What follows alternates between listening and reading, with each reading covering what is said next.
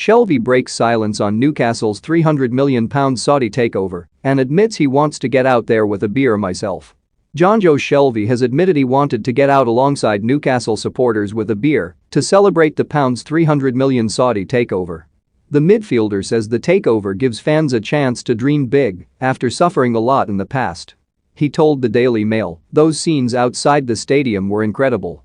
I was going to have a drive down. I wanted to get out there with a beer myself. That reaction at the stadium is unique. The fans have suffered a lot in the past, so I think what we saw was a release of frustration and relief that the deal had finally happened. Credit to the fans too, because they have helped push this deal through. It gives us all so much to look forward to. I went to watch Newcastle Blue Star on Friday night. My mate plays in goal.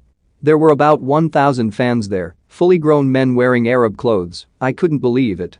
I got off at halftime because I couldn't really watch the game in the end, but it was mad. They were so happy.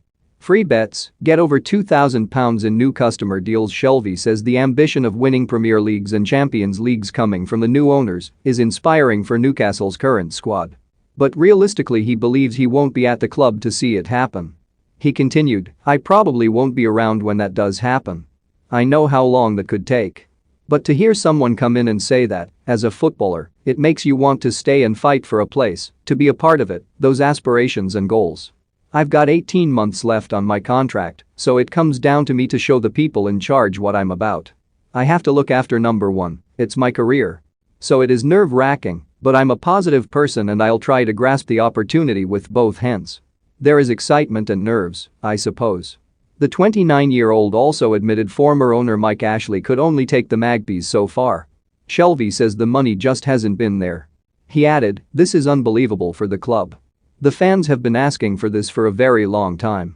It's great news for them. I understand what the fans want, they want Mbappe and Messi. All I can say is, that won't come overnight, we have to be realistic. In terms of the setup, we all know the training ground facilities are below par when it comes to Premier League standard.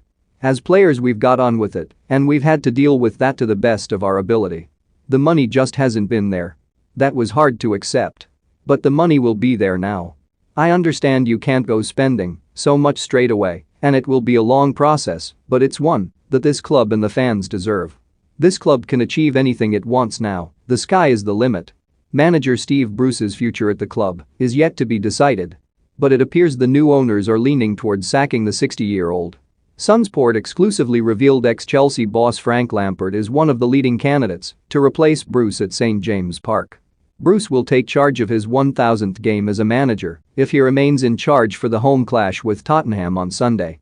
And former professional footballer Danny Murphy thinks Bruce should keep his job as there's nobody more equipped. Murphy told TalkSport, "You've got to be careful not to try and run before you can walk. The situation Newcastle are in now is precarious. They've got a manager in charge at the moment who has been there and done it in the lower echelons of the Premier League and dealt with that scenario before, even at Newcastle. Is there somebody out there who they can bring in who is going to be more equipped than Steve Bruce?